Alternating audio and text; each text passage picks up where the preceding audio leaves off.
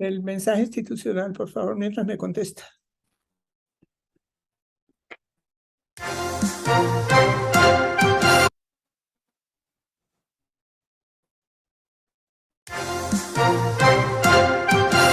La verdadera memoria histórica del conflicto armado en Colombia.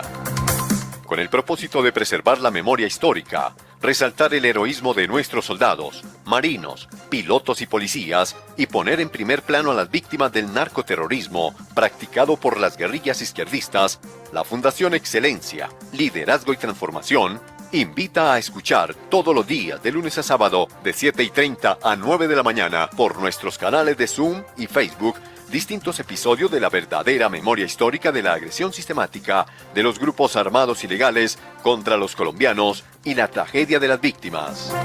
No olvide su cita con la historia. Testimonios de viva voz de quienes estuvieron en los campos de batalla contra los narcoterroristas, así como de los militares y civiles víctimas de las atrocidades cometidas por el M-19, el EPL, las FARC, el ELN, el PRT, la Corriente de Renovación Socialista y el Quintín-Lame. Buenos días para los amantes de la historia, madre de la geopolítica y del buen gobierno. La Fundación Excelencia, Liderazgo y Transformación presenta otra violación de los derechos humanos dentro de la criminal historia del comunismo en Colombia, por medio de los grupos terroristas. Conversatorio académico sostenido con el señor presidente de la Fundación, el señor coronel Luis Alberto Villamarín Pulido, y con la conducción del coronel Eugenio Alarcón Corredor. Es la memoria histórica narrada en los informes por quienes participaron en ellos. Verdad aún no contada sobre cómo las Fuerzas Armadas han enfrentado a los grupos bandoleros del comunismo en Colombia. Sucesos evaluados desde una amplia visión geopolítica de expertos que los consignan con plena veracidad para que no se olvide la brutalidad de los culpables. El programa para el día de hoy es el análisis político estratégico de los ataques terroristas de las FARC contra los habitantes del corregimiento de La Arboleda en el municipio de Pensilvania, departamento de Caldas, en el mes de julio del año 2000. Buenos días, mi coronel Alarcón. Muy buenos días, mi coronel González y todos los integrantes de la mesa de trabajo bajo la dirección de nuestro presidente, mi coronel Villamarín. La historia verdadera, aquella no amañada, conocida en profundidad, es base fundamental para la evolución y construcción de un futuro mejor para los pueblos. Quien no conoce su historia está condenado a repetirla, y en la repetición habrá seguramente mayor crueldad y violencia. Saludemos la mañana con nuestro presidente de la Fundación Excelencia, Liderazgo y Transformación, el señor Teniente Coronel Luis Alberto Villamarín Pulido. Muy buenos días, mi coronel. Buenos días, mi coronel. Buenos días, mi coronel González. Y buenos días a todas las personas que nos acompañan en esta mesa de trabajo y en las redes sociales con un nuevo programa de la memoria histórica aún no contada del conflicto armado en Colombia de la Fundación Excelencia, Liderazgo y Transformación. Para el día de hoy tenemos el episodio número 179.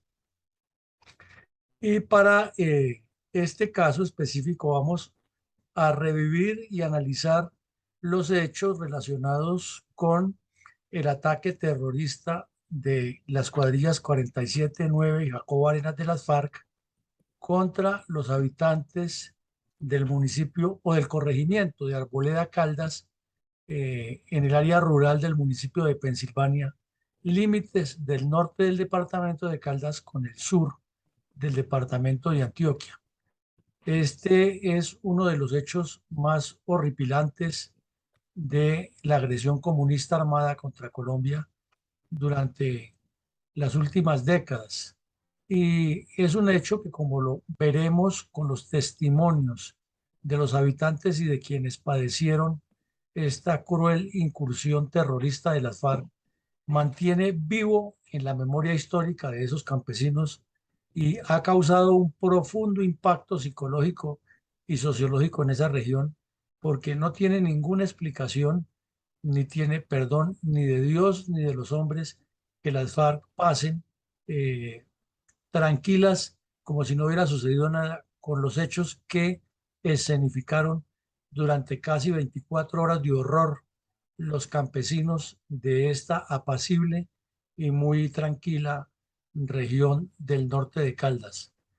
Por lo tanto, invitamos a todos los teleaudientes y a los oyentes a que estos episodios de la memoria histórica sean redistribuidos y lleguen a muchos colombianos y personas en el mundo para que no pase al olvido algo tan cruel y tan abominable en nombre de la revolución comunista armada que han propugnado las FARC desde sus inicios, cuando en Marquetalia organizaron un grupo de criminales orientados por el Partido Comunista, dedicados a asesinar campesinos y de manera mañosa y trapacera han vendido la idea de que se trataba de unos campesinitos a los que el Estado agredió y que ellos reaccionaron y que a tiro fijo le robaron unas gallinitas y un marrano y que de ahí entonces se formaron las FARC, cuando en realidad es un trabajo que venían haciendo desde finales de la década de los 40, formando una especie de feudos comunistas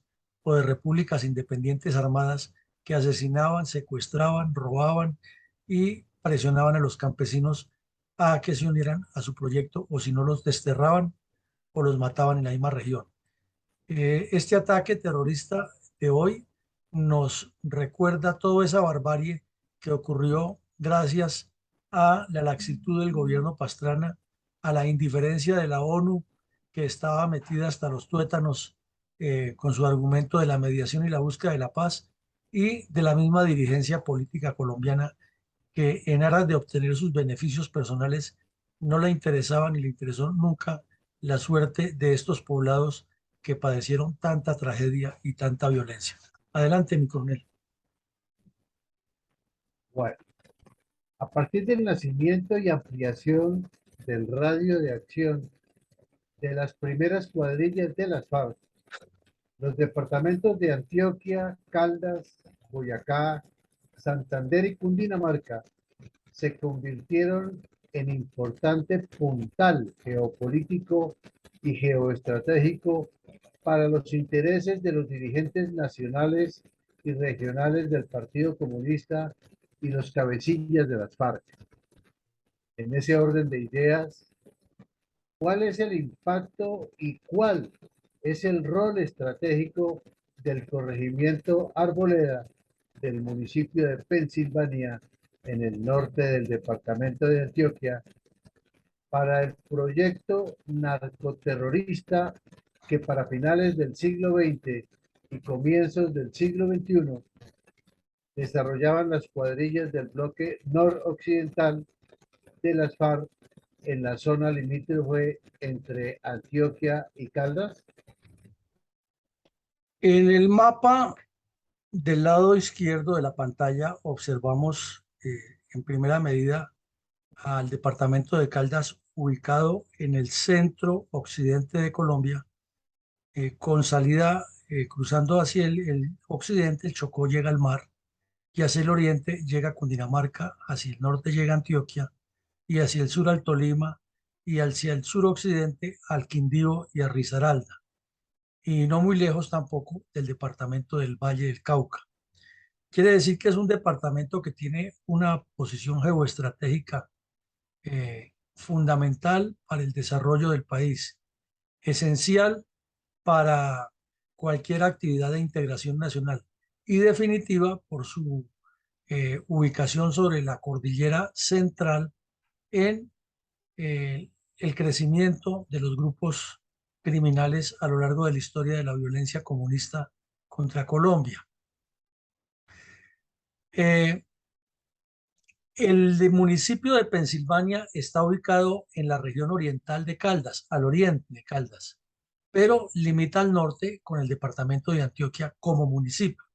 O sea, el departamento limita con Antioquia, Y el municipio de Caldas, el municipio de Pensilvania, también limita con Antioquia, porque en este sector es el último municipio de Caldas hacia el norte y comienzo del sur de Antioquia.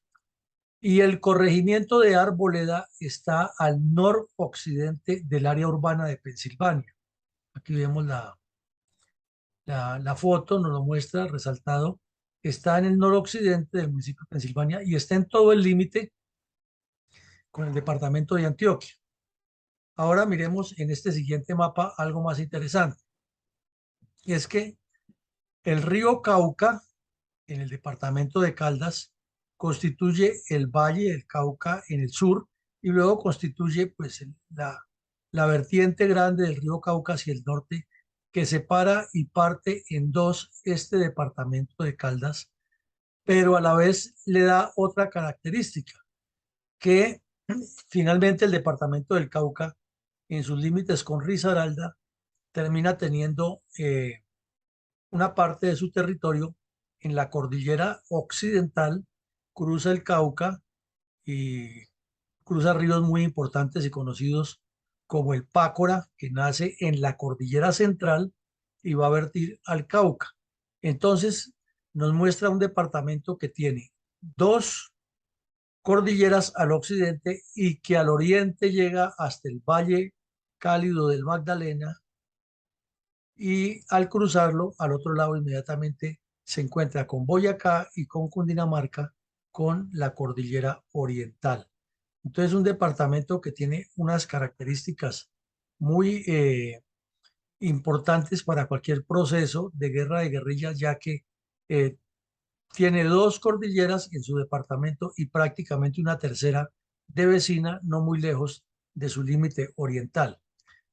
A lo largo de la violencia tripartidista que hubo en los años 50 y 60, las cuadrillas escogieron este departamento porque los dirigentes políticos de cada una de las cuadrillas liberales, conservadoras y comunistas tenían muchos intereses en la zona cafetera, en particular sobre la cordillera central, y hacia el oriente en las zonas dedicadas a la ganadería, y al occidente por la minería y también por el café en la parte baja de la cordillera central.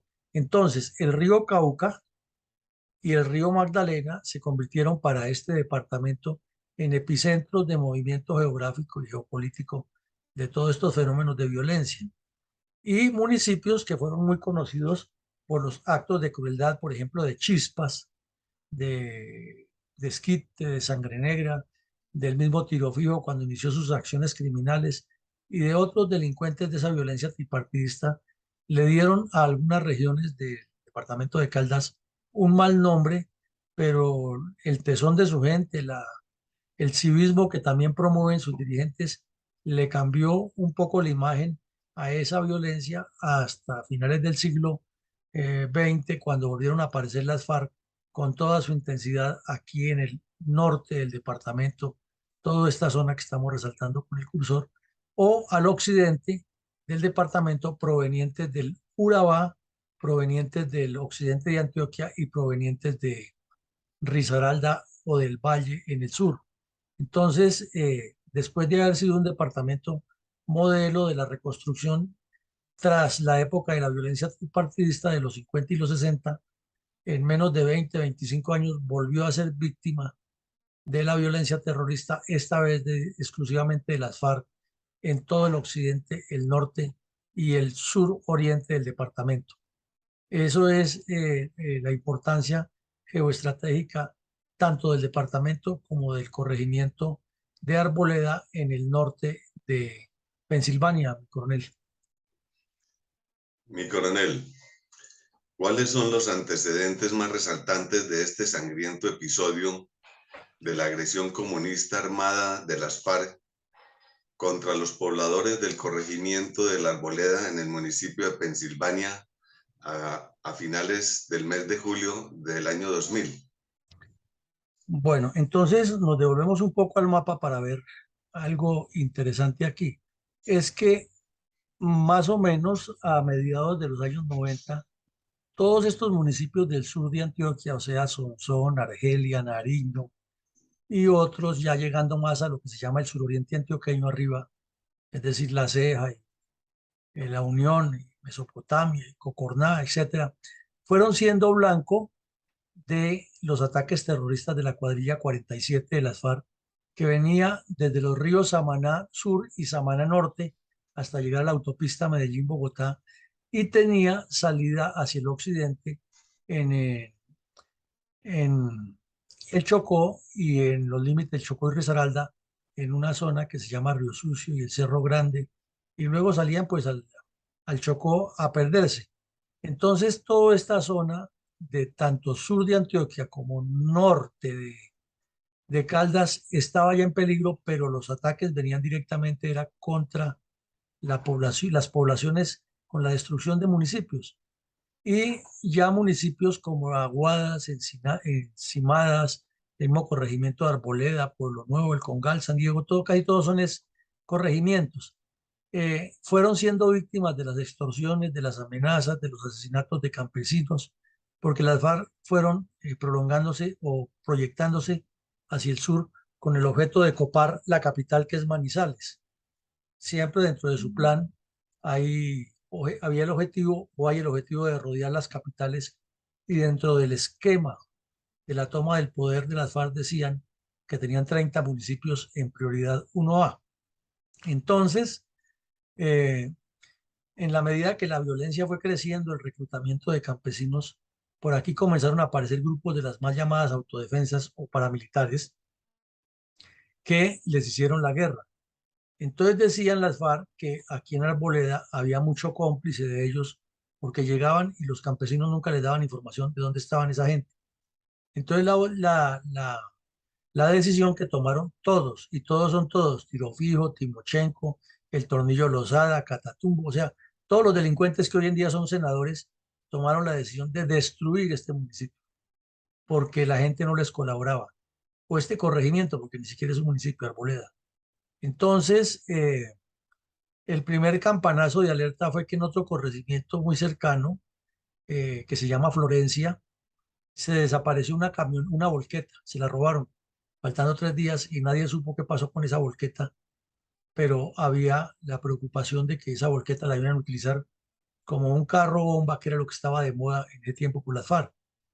Eh, en Arboleda, la Policía Nacional, que en esos días, lo hemos mencionado varias veces aquí, era blanco de ataques en sus poblados más pequeños, tenía ya 27 hombres que se suponía que podían presentar alguna resistencia mientras le llegaba el apoyo, pero viendo las características del terreno, la realidad es que era muy difícil, porque ustedes lo ven aquí al fondo, al occidente del poblado, completamente tapados los cerros, completamente difícil de acceder por vía aérea, sino a determinados momentos que en términos militares dice cuando el cielo destapa, cuando el tiempo se pone 5, pero de resto generalmente es muy nublado. Y además la ubicación del poblado, como todo lo que es edificaciones nuestras en la zona andina, en la parte baja de un cerro, este queda sobre una pequeña llanura que se extiende sobre una mesetica que cae al lado y lado, o sea que el corregimiento está construido a lo largo de la meseta, pero tiene precipicio al lado y lado, es decir, que no es sino encerrarlo por el sur y por el norte, e inmediatamente queda prácticamente bloqueado, y escapar de allí es muy difícil en caso de un ataque o contrarrestar un ataque, porque quien llegue puede ocupar los cerros y si sorprende tiene todas las ventajas.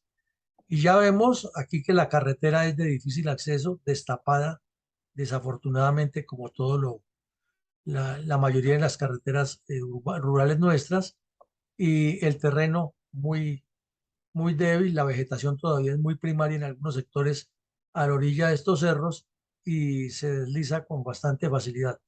De remate, a pesar de esos riesgos, los campesinos han sido tercos en ese sentido y han construido sus viviendas y sus instalaciones siempre pegadas a estos cerros, con el gran riesgo de que eso en cualquier momento se desintegre y produzca aludes que los sepultan. pero es la característica. Y entonces en esos antecedentes había secuestros, había reclutamientos, había amenazas, había habido ya asesinatos de campesinos, y el más reciente fue el robo de la volqueta en Florencia, que se sabía que la iban a utilizar como una arma explosiva, pero no se tenía claridad cómo, ni cuándo, ni dónde.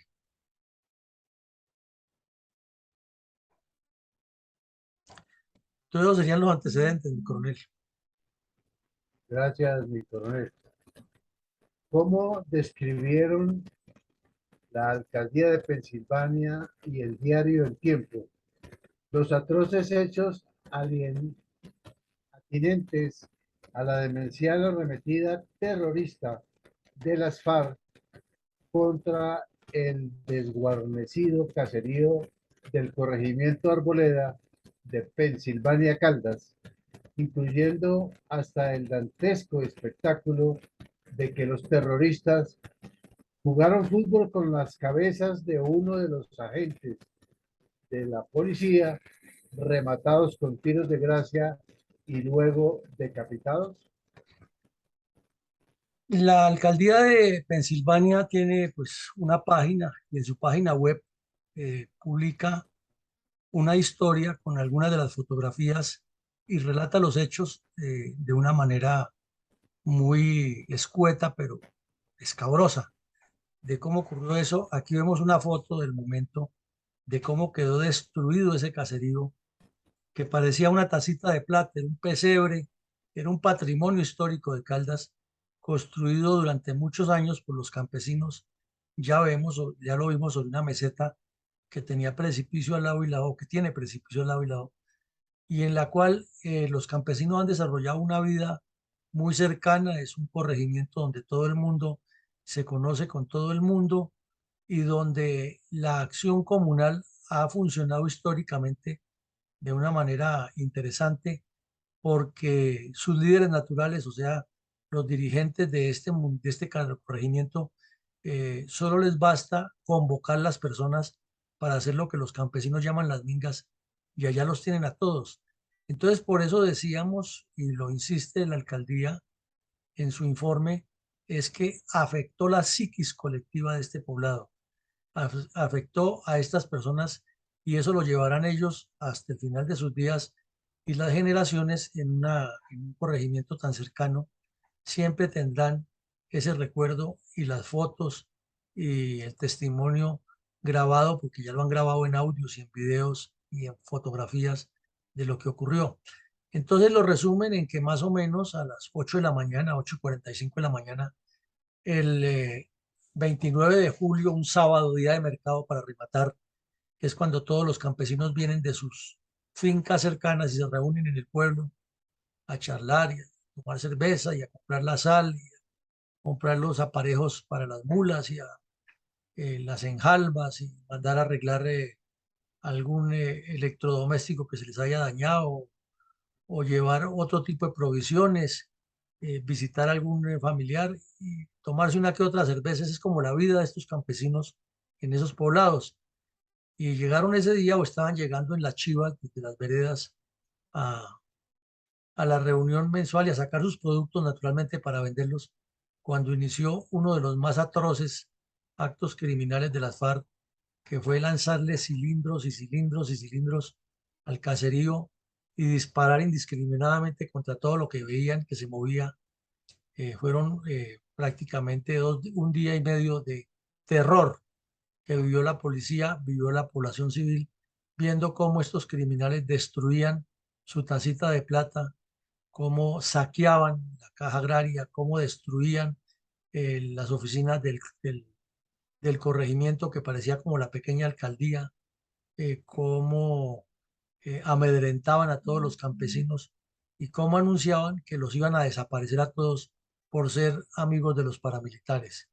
Entonces, eso causó mucho terror, mucha zozobra, y por último, les destruyeron lo más preciado que tenían esos campesinos, que era el colegio donde estudiaban sus hijos, con el argumento que los hijos de los paramilitares no tenían por qué estudiar porque eran enemigos del pueblo. Esto es algo que el señor de Rux ignora en su memoria, que ahora dice que lo va a sacar o que está en unos documentos anexos como testimonios, pero es que esos testimonios no los mira nadie, sino lo que mira la gente es su informe final, que es el que hemos conocido aquí, que es bien escabroso en contra de las instituciones y bien bondadoso a favor de los terroristas. Y el periódico El Tiempo lo tituló Terror en ruinas de Arboleda. Y lo mismo hizo una descripción que duraron más o menos 36 horas, que de acuerdo con los cálculos de los campesinos lanzaron 250 cilindros de gas cargados de explosivos que destrozaron 50 viviendas, la iglesia, la sede de Telecom, el Banco Agrario, el puesto de salud, la estación de policía, y estos no mencionan el colegio, pero sí está mencionado. Y también mencionan que o que hubo retenes y controles de los bandidos en la carretera que conduce desde Nariño, Antioquia, hacia este corregimiento, porque de Nariño, Antioquia, también hay campesinos o hay personas, comerciantes que llevan sus productos o van a comprar sus productos en el corregimiento atacado, ya que la distancia es más o menos la misma desde Nariño hasta Arboleda o de Arboleda hasta Pensilvania. Entonces ahí vienen unos testimonios ya de campesinos, de los que vivieron, pero es realmente conmovedor lo que está ocurriendo. Y lo peor del caso es que esto ocurre en el mismo mes que hemos visto otros atentados criminales en el Huila, en el Tolima, en el Cauca, en el Quindío, Santander.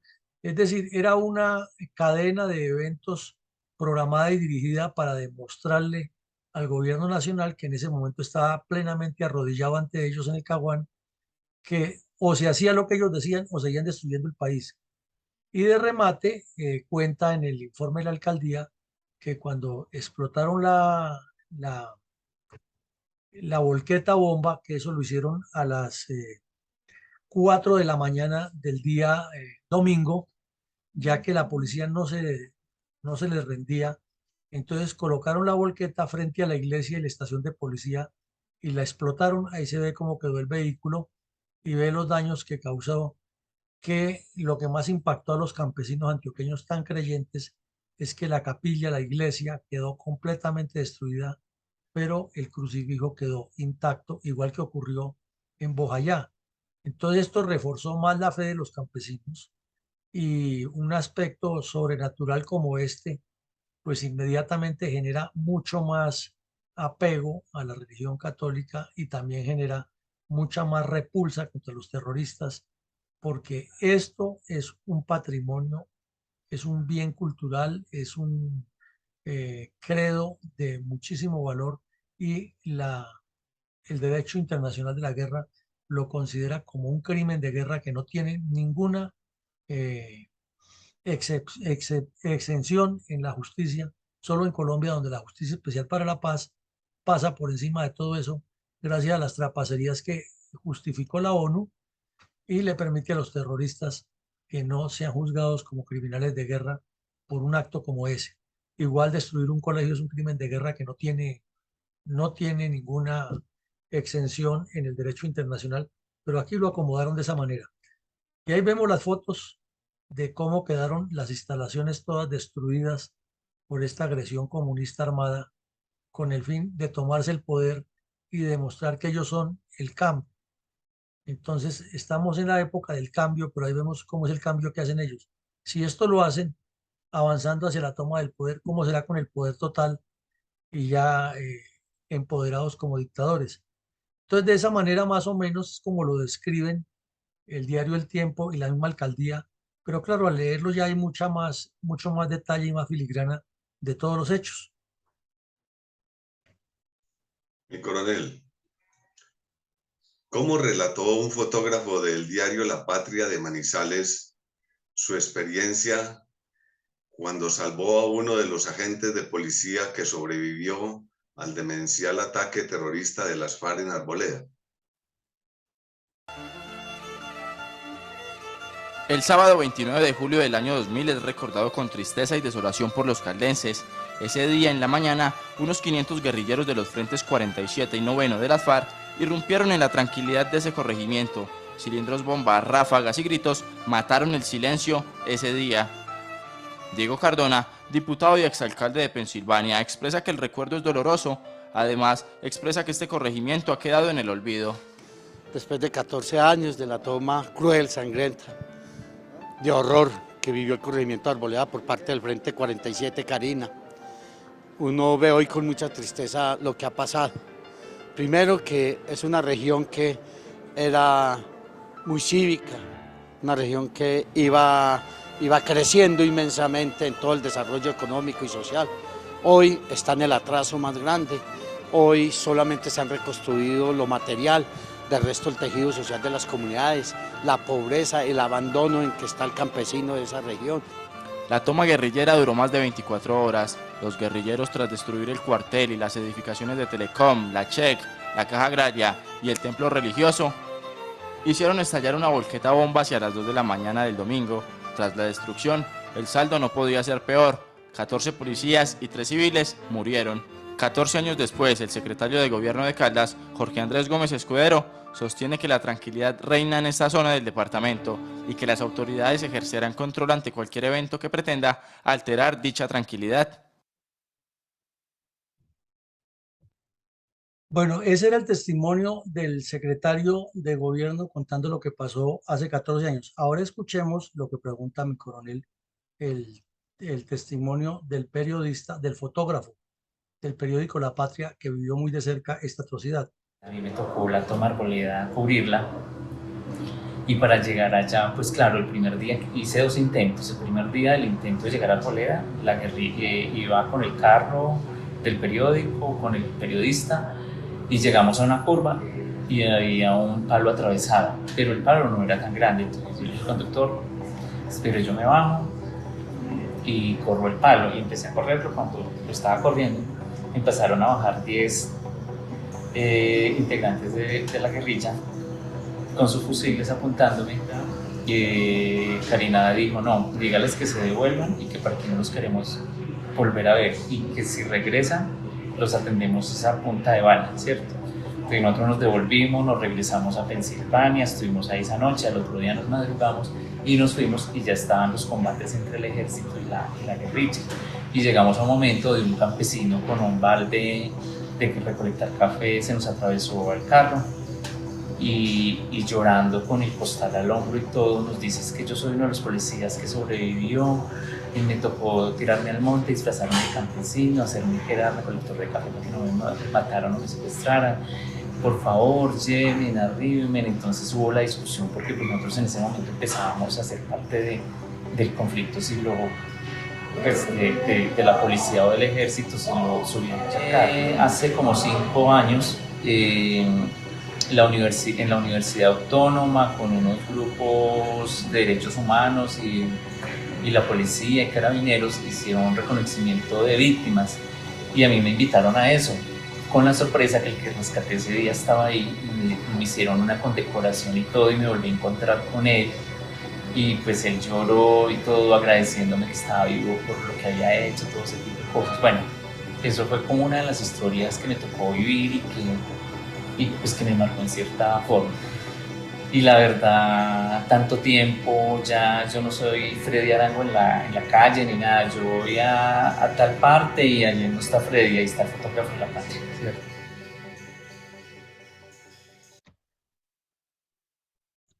Bueno, ese era el testimonio del periodista contando cómo le salvó la vida al policía y las extrañas circunstancias en que se lo volvió a encontrar después en una reunión o en un evento que hubo en la Universidad Autónoma de Caldas, donde se estaba rememorando el tema de las víctimas.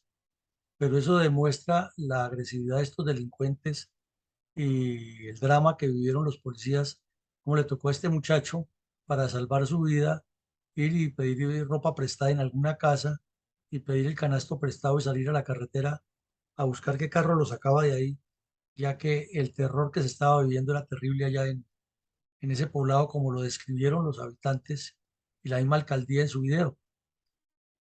Adelante, mi coronel.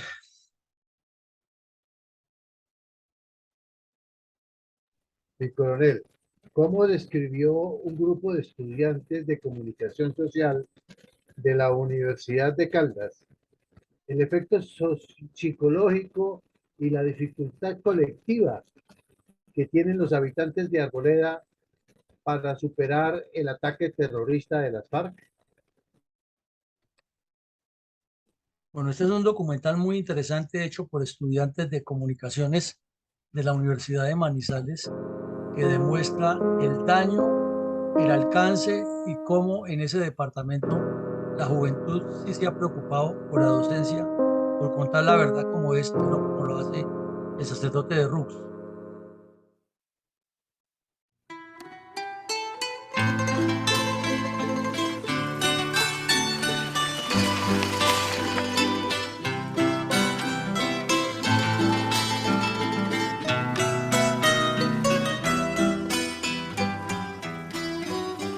Vivir en Arboleda era como vivir en el paraíso.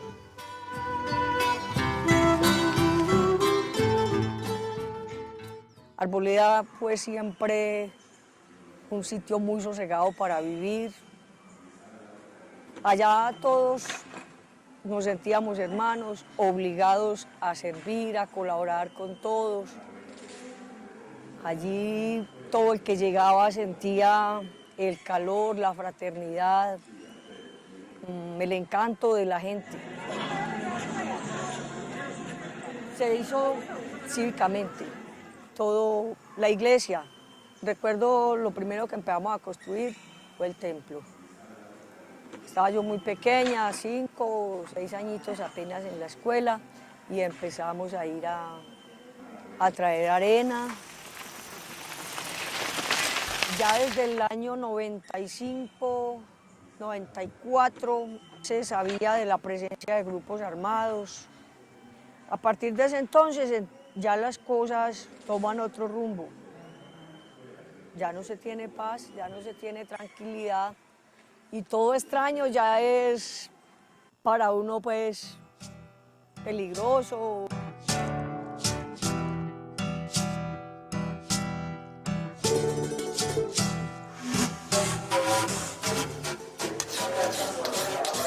La diferencia es que la guerrilla acabó aquí con el pueblo, la guerrilla, cuando antes era muy bueno.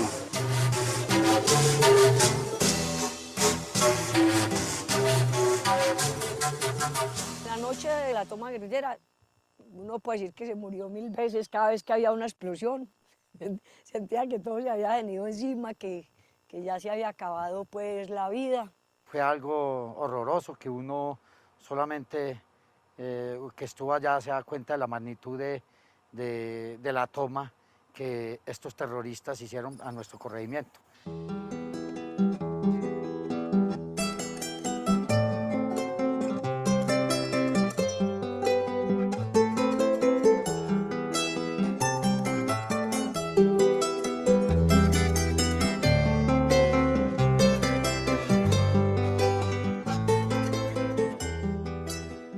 Tristeza, desolación, angustia. La verdad es que las lágrimas de toda la gente era mucha, viendo la destrucción total de un pueblo que con tanto civismo y con tanta grandeza lo habíamos construido años anteriores.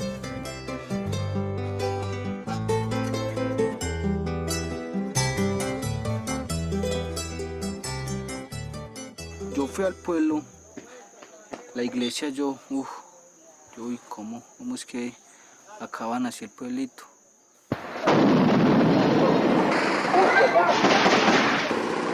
Paso más pana que lo pega. Yo, papi. Confía en Dios, confía en Él, solamente Él es el que puede salvar.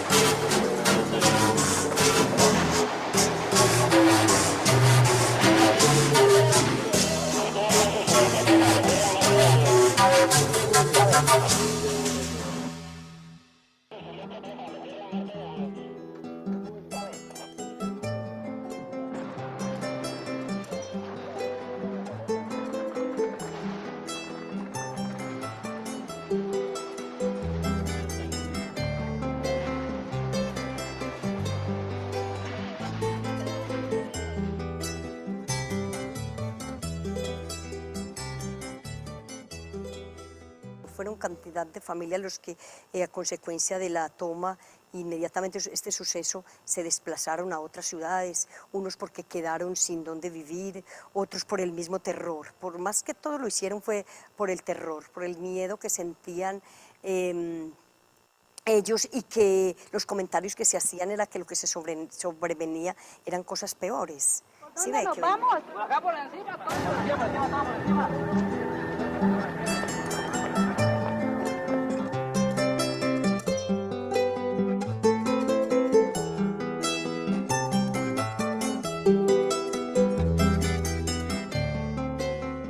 Yo sentía que el alma la había dejado allá, y llegar a Pensilvania, pues toda esa trocha, 2, 3 horas de trocha en escalera era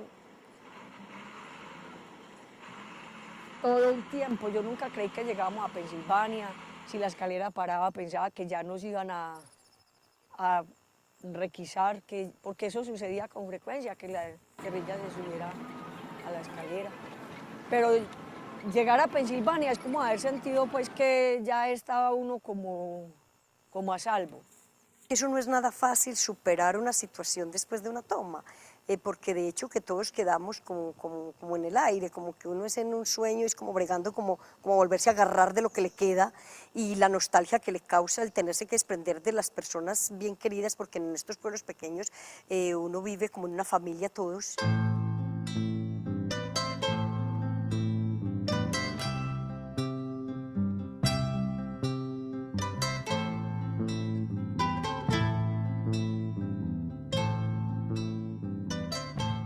Cuando yo me puse en la situación y veía a todo el mundo que se salía de acá y que se iba, y de hecho los profesores y todo el mundo decía, no, es que nos vamos de Arboleda porque aquí ya no quedó qué hacer. Yo decía, ahorita es donde tenemos que hacer.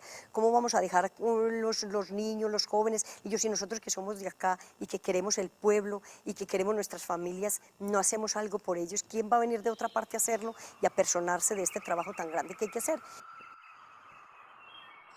Tuvimos una labor muy grande, 20 días sin descanso allá, haciendo todo el proceso de limpieza, de escombros, y luego organizando la comunidad para que con la ayuda de toda la gente pudiéramos de nuevo iniciar todo el proceso de reconstrucción.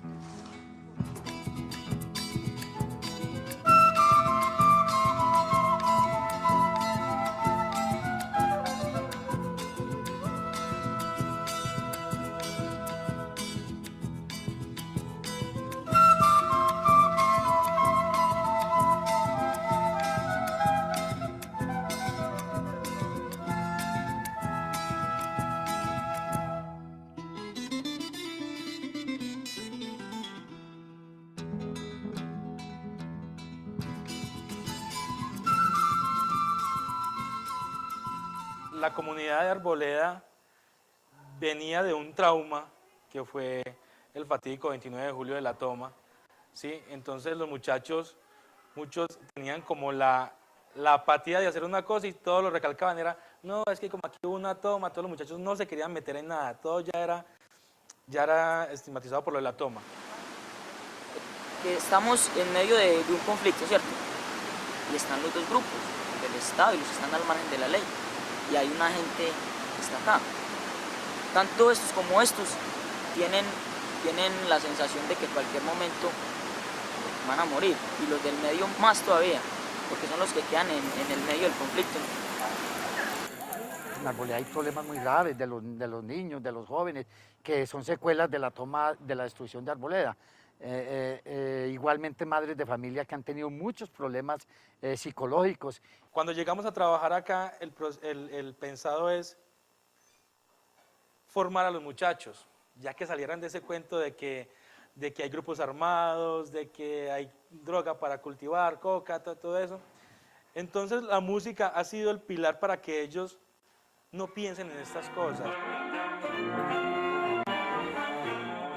No solo la música, las actividades que hacemos acá en el colegio, a ellos los mantiene ocupados y mantienen pensando en lo que es Arboleda. Además, por medio de lo que hacemos, estos muchachos también se integran con la gente.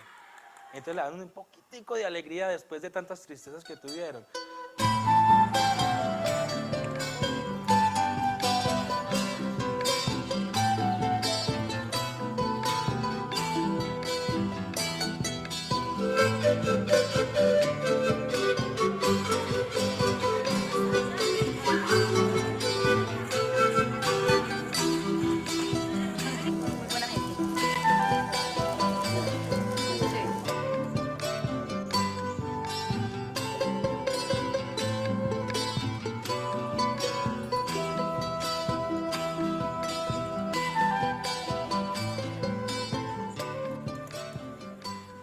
día que se fue la guerrilla volvió la paz, como la tranquilidad y ya podría uno decir que podría salir como más tranquilo al pueblo y andar por las veredas con más libertad, sin miedo a que de pronto lo reclutaran a uno o lo fueran a meter por ahí, lo tiraran al río de un momento a otro sin excusas, con excusas que no tienen justificación.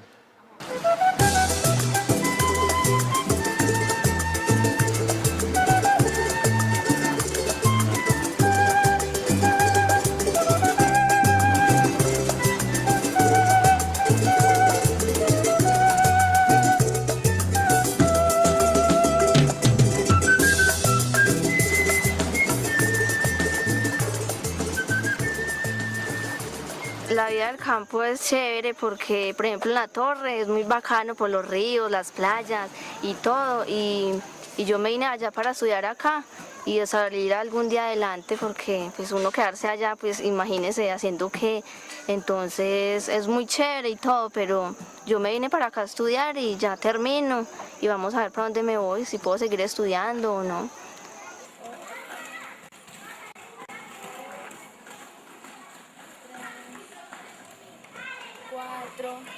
Para mí lo más fundamental es la educación. Yo no dejo de decirlo y en un pueblo que no se eduque no sale adelante.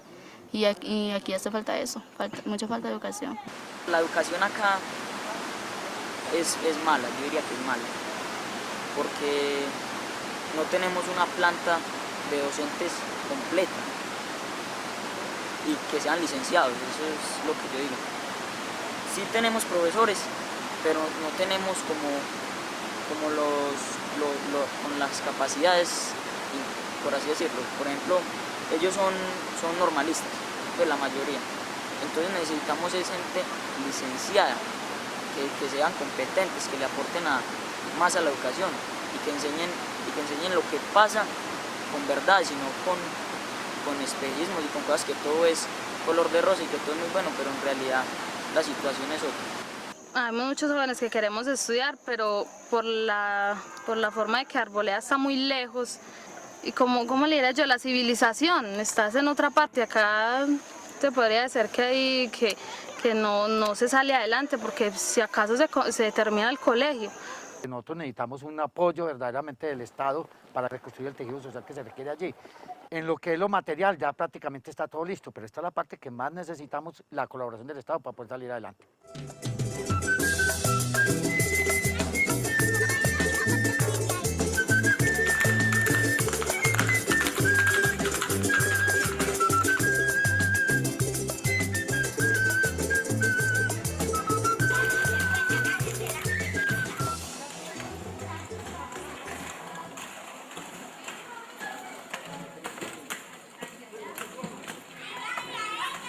Lo más bueno de aquí a Arboleda es porque uno vive tranquilo, la gente es muy amable y está uno más tranquilo por lo que no tiene que andar a la carrera, que guardando la cartera, que corriendo le cuida a los ladrones y así.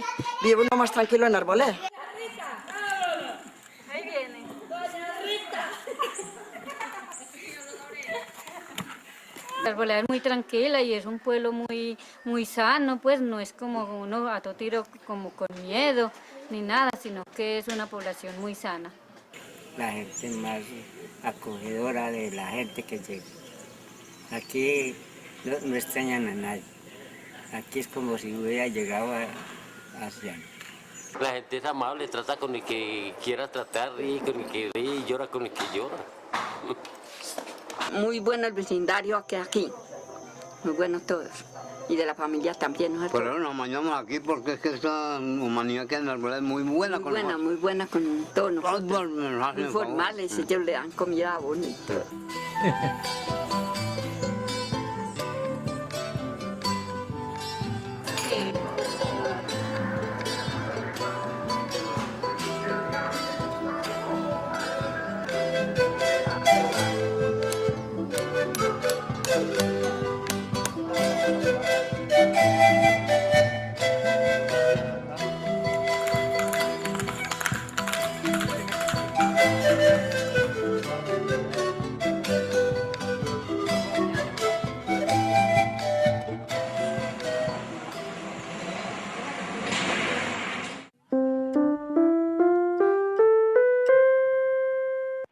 niños se ve como si hubieran crecido con más libertad, se ven como más tranquilos, no tienen como tantas secuelas porque han dejado la violencia porque ellos crecieron en otro ambiente. Y si uno les preguntara, como decía él, por la guerrilla, lo que le dirían es lo que ven en la televisión, están en el monte.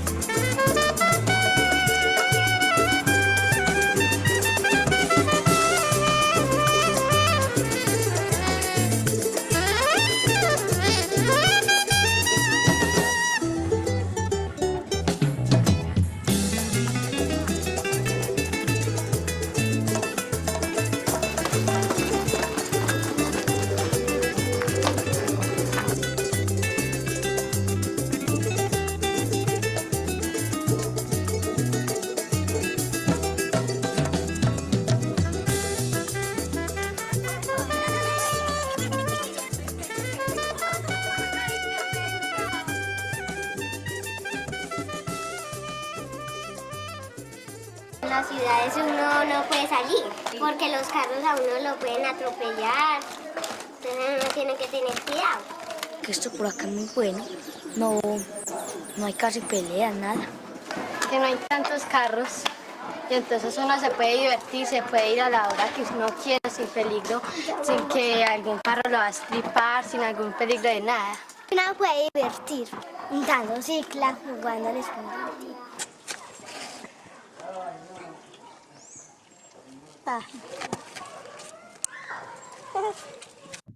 Bueno, entonces como ven ustedes el video impactó muchísimo la toma de la guerrilla.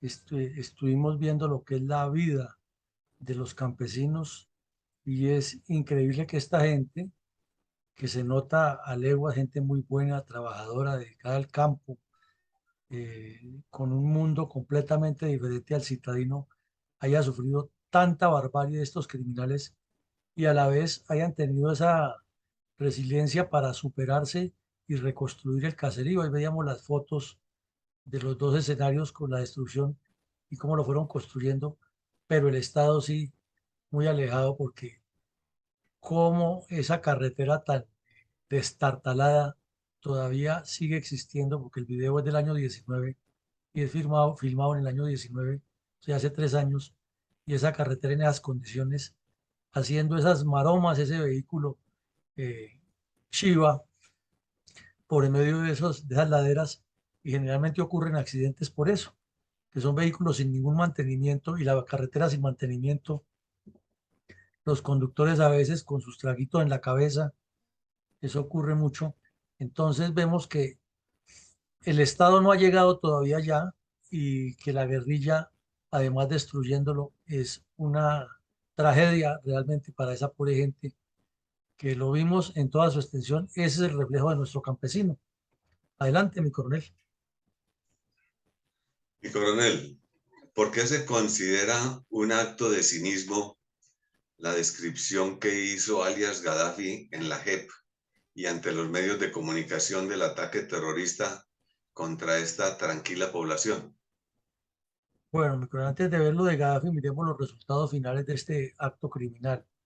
Fueron 14 policías muertos, algunos de ellos decapitados, y como lo hemos mencionado, los guerrilleros jugaron fútbol con la cabeza de estos policías. En segunda medida, un policía desaparecido que nunca se sabe de qué pasó con él. Si fue que la guerrilla se lo llevó y lo asesinó, que es lo más probable, o fue que en medio de los escombros desapareció, pero todos esos escombros los removieron y ahí no está. Lo cierto es que la gente nunca apareció.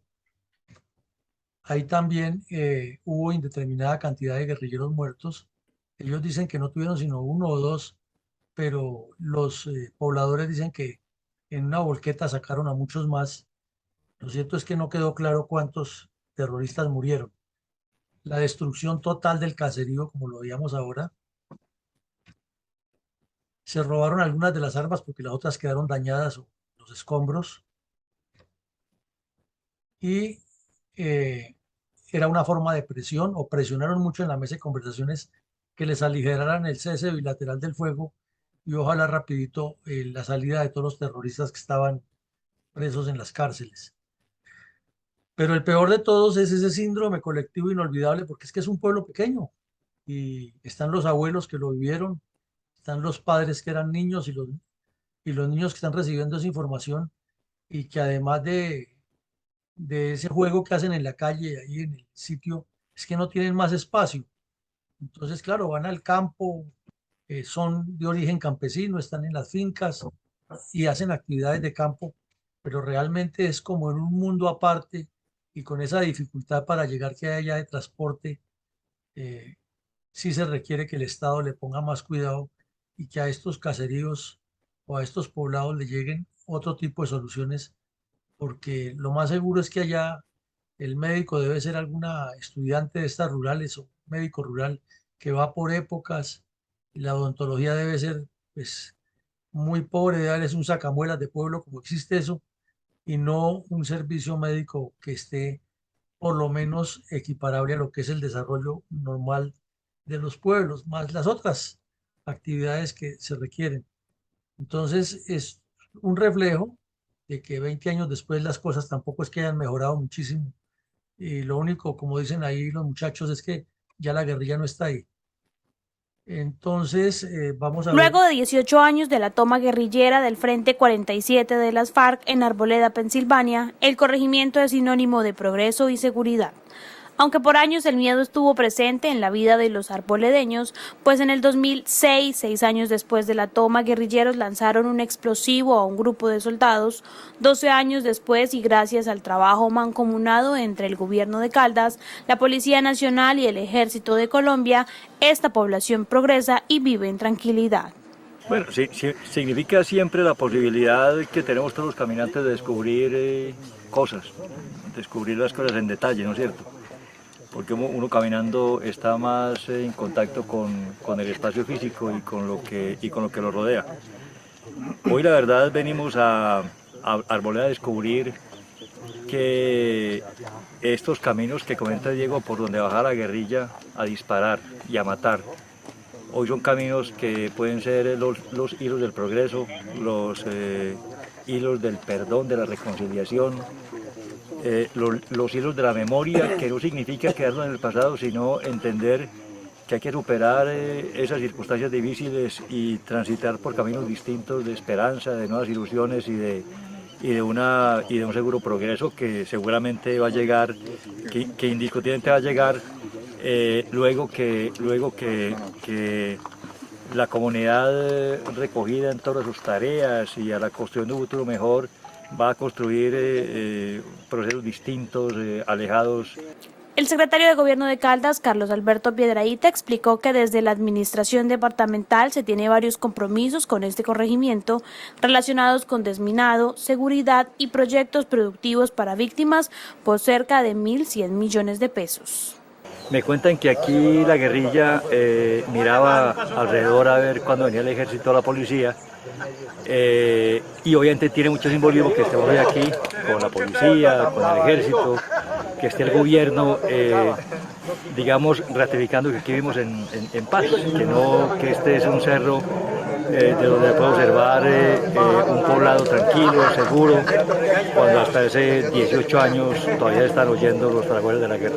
Pensilvania es el segundo municipio con más peticiones de restablecimiento de restitución de tierras en Caldas. Que siquiera vino a ver el pueblo y que siga viniendo el otro, que no abandonen el pueblito porque es muy triste el pueblito ser abandonado por la gente grande del país, que no vienen sino cuando necesitan unos votos, sino que después de que consigan los votos vengan a mirarnos y a observar a nosotros, que mire y que observe que están dando, que vea las necesidades del corregimiento. No, eso es lo que necesitamos, que no nos abandonen, porque es que muy sencillo es, el día de la votación son muy amables, pero después no vuelven a recordarse del pobre campesino. Bueno, antes de ver lo de Gaddafi, quería colocarles este video, porque parece que eso resume todo lo que hemos dicho nosotros en tantos programas, que es la irresponsabilidad o la poca responsabilidad o la insuficiente responsabilidad de los dirigentes políticos frente a la realidad. Ahí fue muy claro el mismo gobernador en reconocer es gracias al ejército que ha desminado, gracias a la policía que se vino y se reconstruyó esto. Y aquí estamos, pero se nota que el tipo es la primera vez que va por allá, porque además el campesino lo corrobora. Entonces esa indiferencia, esa apatía, ese desconocimiento, como lo decíamos ayer en la entrevista en Cable Noticias, del Estado por sus periferias, de los gobernantes donde solamente, como dice este señor, van para conseguir el voto, y lo que está haciendo este campesino tiene una profundidad. Es que los campesinos no hablan con palabras bonitas, los campesinos son muy sensatos para hablar y dicen las cosas en forma directa como les nace, y aquí lo está diciendo el señor, pues muy bonito que venga por aquí, pero que regrese y el otro también y vengan y se den cuenta cuáles son las necesidades que tenemos. Qué profundidad lo que dice este señor y qué realidad de lo que vive Colombia. Entonces se nota que el video lo hicieron, claro, para ir a demostrar, y les pusieron a los niños que salieran con su mejor vestidito y con la palomita de la paz y que la fe y la vida y la esperanza, para grabarlo como un trabajo de la gobernación de Caldas. Pero las frases de este campesino dicen todo. Es que no es qué bueno que vaya por primera vez, pero bueno es que esté pendiente y que esté visitando su finca. Los mismos campesinos dicen que el ojo del caballo, del amo engorda al caballo, y que si tiene una finca grande tiene que pasarle revista permanentemente a todos los linderos, a todos los cultivos y a todo lo que hacen. O sea, esa filosofía campesina sí que es aplicable en la política, y aquí nos lo demuestra este señor. Entonces ahora vamos a ver lo que preguntaba mi coronel González, y es la doble moral de este bandido. Este delincuente que ustedes ven en la foto ahí, que se parece a Timochenko, es uno de los criminales con más trasiego en las FARC, más o menos el mismo trasiego de Rojas, el que asesinó a Iván Ríos, y son coterráneos, son contemporáneos, y participaron los dos en ese asalto a Arboleda. Siempre han echado la culpa a Karina, y Karina no es que fuera una pera en dulce, ella misma reconoce, y también tenemos que ver más adelante en otro programa quién es Karina, pero aquí este delincuente cuenta la historia de cómo fue que hicieron el asalto, y lo contó en la JEP, y allá el señor de Rule escuchó todo, pero este se victimizó, ¿no? Es que yo hice todo eso porque es que como el Estado no me dio cuando yo era niño, entonces yo crecí en esa situación y entonces tuve que matar, asesinar. O sea, como él fue pobre cuando niño, pues estuvo en una situación difícil, entonces tenía que ser criminal cuando grande. Y luego se dedica a decir que en las FARC hay unas divisiones internas y que no sé qué. Y por último le dicen en una entrevista larga que ustedes la pueden leer en el periódico La Patria, ahí está con ese título: la toma de Arboleda fue un fracaso. Dice que él está no arrepentido de haber sido terrorista, sino que la lucha armada tiene justificación, y que a ese pueblo había que destruirlo porque eran paramilitares que tenían un plan de 8 años para controlar todo el sur de Antioquia y el norte de Caldas, que lo estaban desarrollando, y que esa era su guerra justa. O sea, ningún arrepentimiento, ningún dolor, ningún eh, ninguna tristeza por lo que causaron, sino al contrario, fue un fracaso porque no se logró lo que querían. Ahí ven ustedes, y cómo dice que fue un fracaso la guerrilla, pero no dice que un fracaso por haber hecho todo el daño que hicieron, sino fue un fracaso en el proceso revolucionario. Entonces, esa es la mentalidad de estos delincuentes, y creer que se van a recomponer o que van a dejar de ser bandidos es muy difícil, nomás con escuchar el testimonio de este señor. Adelante, mi coronel. Pasados 22 años de estos hechos, ¿qué reflexiones estratégicas nos podría aportar respecto a tan criminal cruel y despiadada incursión terrorista de las FARC contra el campesinado de Arboleda Caldas?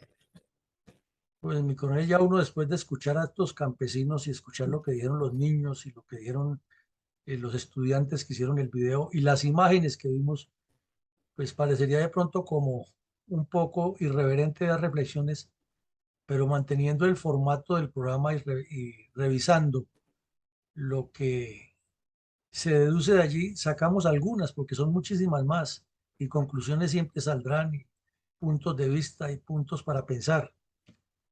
Entonces, volvemos una vez más. La laxitud y la debilidad del gobierno Pastrana es inconcebible. ¿Cómo es posible que se permitiera esto y que siguieran en el Caguán charlando ante una atrocidad de ese nivel y ante el drama que vivían los campesinos? Entonces, pongámonos en la piel de esos campesinos. Como dijo el señor que habló de último, es bueno que vengan los grandes por aquí, o sea, los que manejan el poder, como si fueran seres de un nivel diferente a estos seres que están viviendo esa tragedia ya por culpa del mismo Estado que no ha desarrollado históricamente esas regiones. O que vaya la guerrilla y les destruya algo que, como contaba la primera señora, lo construyeron ellos entre todos en unas jornadas comunales, su templo, sus calles. O sea, es un trabajo que nació de la comunidad, se desarrolló en la comunidad y vienen estos bandidos y se lo destruyen. Entonces, ¿qué estarán pensando esos campesinos allá en esa región? Que mientras ellos sufren ese drama, los delegados del presidente están hablando con los bandidos que les están destruyendo y no actúan para encarcelarlos, por lo menos. Eso los deja pensando. Entonces, uno saca una reflexión ahí. Si era cierto que andaban con los mal llamados paramilitares, ahora sí fue cierto que se vuelven más amigos de ellos. O segundo, si no eran amigos, ahí sí se volvieron amigos, porque veían que no tenían quien los protegiera de esa agresión y que en contraste el Estado en cabeza del presidente estaba arrodillado ante los bandidos allá. Y ya lo vimos que la filosofía del campesino es muy práctica. No es letrado, pero entiende las cosas así, las interpreta así y dice, pues si me están haciendo daño yo tengo que defenderme. Además, algo muy humano. Entonces, qué complejidad lo que el señor Pastrana y su equipo no han querido reconocer ante la historia y que el señor de Ruc tampoco lo puntualiza, es por qué la gente reacciona de esa manera al haber sido víctima de eso, pero aquí lo vemos patente, es que no podemos negar esta realidad que estamos viendo. Un poblado que llegan y lo destruyen y el Estado no toma la acción que corresponde, pues la gente va a pensar otra cosa. Es elemental, ¿no? Una vez más nos comprueba que las FARC estaban con un plan estratégico muy claro para tomarse el poder y el gobierno llegaba sin estrategia distinta a pensar en paliar todo con pañitos de agua tibia y en buscar un premio Nobel para el señor Pastrana, que era lo que él quería para pasar a la historia como el que había hecho la paz, igual que Santos e igual que está haciendo Petro ahora. La manipulación del terrorismo para ganar réditos políticos. Ahí vemos, y lo hemos repetido muchas veces, cómo es posible que destruyan un poblado de estos. Es que no tiene perdón de Dios eso. Si dicen que están defendiendo el pueblo, ¿cómo van a destruir lo poco que ha construido la misma comunidad? Es que no fue el Estado el que les construyó eso. Es que ahí está el testimonio de los campesinos. Lo primero que hicimos fue la iglesia, el colegio, y todo lo han hecho ellos con un gran esfuerzo y seguramente en algunas partidas les llegaron después, pero no es antes de, sino es después de que los campesinos construyen lo suyo, que lo hacen con un esfuerzo terrible, golpeando la tierra todo el fin de semana, toda la semana, y a veces los convocan a que trabajen sábados y domingos en las mingas, y estos señores van allá y trabajan durísimo el fin de semana y vuelven la semana entera a trabajar en el campo sin que nadie les pague por eso, y están construyendo y son orgullosos y sueñan con ver su colegio y sus hijos, y lo que vimos a esa niña que dice ella quiere superar, y tiene todo el derecho, pero eso no lo ve el Estado o no lo han visto los gobiernos por estar pensando en su politiquería y en sus oportunismos, y van allá, eso sí, a los votos y al cacique que compra, etcétera. La destrucción de los caseríos, como lo hemos visto, fue una estrategia horripilante que las FARC no simplemente pueden decir que se arrepienten y que fueron los errores de la guerra y que fue una equivocación y que fue un fracaso.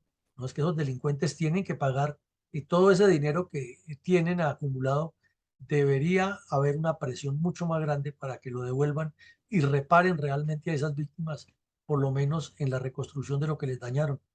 Pero sucede que dicen que no tienen nada y que ellos ya repararon y que entregaron hasta cocedoras viejas y traperos y baldes y que con eso le estaban cumpliendo al país. Y el bandido ese que ayer apareció, el tal de Santrich, apareció que no, que fue engañado, pobrecito, fue que lo engañaron para que negociara la coca. Hasta se burló y dijo que quizás. Bueno, lo otro es el triángulo narcotráfico, armas y posicionamiento geopolítico que iban buscando las FARC. Este delincuente, el tal Gaddafi, lo dijo ante la prensa, teníamos un plan específico de 8 años para controlar esa región y había que hacer lo que fuera para lograrlo, para controlar todo el sur de Antioquia y todo el norte de Caldas y ir partiendo el país en dos, con extensión hacia el occidente y hacia el oriente. Y eso pues no lo entendía ni el señor Pastrana ni lo han entendido los gobernantes. Es que la guerrilla trabaja el territorio no para estar fijos en el terreno defendiéndose, sino para controlar las mentes y organizar el campesinado a las buenas o a la brava bajo sus premisas. Y ha sido histórico y lo estamos viendo en este momento que el señor Petro les anuncia mesas de conversaciones a unos y a otros que inmediatamente desencadenan las diferentes formas de violencia para llegar fuertes a las mesas de conversaciones. Y finalmente tenemos que allí, en este poblado, dígase lo que se diga, hay un síndrome colectivo inolvidable de eso que pasó. Y en la medida que los muchachos crezcan y estudien y conozcan más, eso, en lugar de olvidarse, va a quedar más grabado en ellos y va a ser como una justificación para posteriores conductas impredecibles, porque ya van a atar una cosa con la otra. Y si el Estado no vino a defendernos, si el Estado nos tenía aquí abandonados, ¿por qué tenemos que seguir ese Estado y seguiremos en esas espirales de confrontación si no hay una acción diferente? Entonces vemos que es una cantidad de reflexiones, estas son apenas unas, pero seguramente mi coronel González, que tiene ese ADN de campesino antioqueño, nos va a complementar muchas más enseguida. Adelante, mi coronel González. Gracias, mi coronel. Siga, mi coronel. Voy a hacer la siguiente reflexión. Los campesinos colombianos son, por naturaleza, cultura y tradición, personas pacíficas, laboriosas y de principios sociales de adoctrinamiento profundamente católico. Pero ese perfil humano lo hace de pensamiento y comportamiento manso y cordial, que aunque siendo inteligente es casi que ingenuo, especialmente ante las doctrinas y las ideologías políticas. Esta característica que identificaron los voceros del comunismo la aprovecharon como ventaja para conquistar las mentes de unos pocos desadaptados, induciéndolos a creer que las ideas comunistas los llevarían a una condición de mayor bienestar, pero basado en el odio entre las gentes por una supuesta explotación entre las clases sociales, cuando realmente, en especial en toda la región paisa, hay una ancestral tradición de un patronato paternalista, que ha sido en gran parte la base fundamental del progreso antioqueño. Y por ellos fueron los primeros en Colombia en abolir la esclavitud, por ese pensamiento de libertad que tiene toda esta cultura de la región paisa. Sin embargo, el comunismo les hizo creer que debían recurrir a la violencia para imponer las ideas marxistas, que tantos males han causado en todo el mundo. El caso de la Arboleda es un crimen que agrede los principios universales sobre los derechos humanos. Un atropello tan imperdonable que se hizo más grave considerando que sus habitantes no representaban ningún peligro para nadie y por el contrario eran personas siempre pensando en un mejor futuro. El demencial ataque de las FARC demuestra la crueldad y la brutal barbarie que cree que con dolor humano es posible conducir a un noble pueblo a mejores condiciones de vida, cuando es todo lo contrario a lo que indican las buenas relaciones y la solidaridad social entre las personas para buscar un mejor futuro. Y la reconstrucción demuestra también que es un pueblo sencillo que a pesar de sus desgracias no pierde la esperanza en un mejor porvenir, dando una imborrable lección de grandeza a un grupo terrorista que no conoce el valor de las personas y de sus potenciales de progreso y desarrollo. Muchas gracias, mi coronel. No, muy amable, mi coronel, es cierto lo que usted dice, es un pueblo que ha sido resiliente, pero es que eso queda en la memoria, eso no se olvida, y sobre todo que ellos cuentan su esfuerzo que hicieron para construir y que llegan estos bandidos y les destruyan, difícil de olvidar, pero es lo que nos tocó vivir a nosotros los colombianos. Entonces llegamos al final de nuestro programa.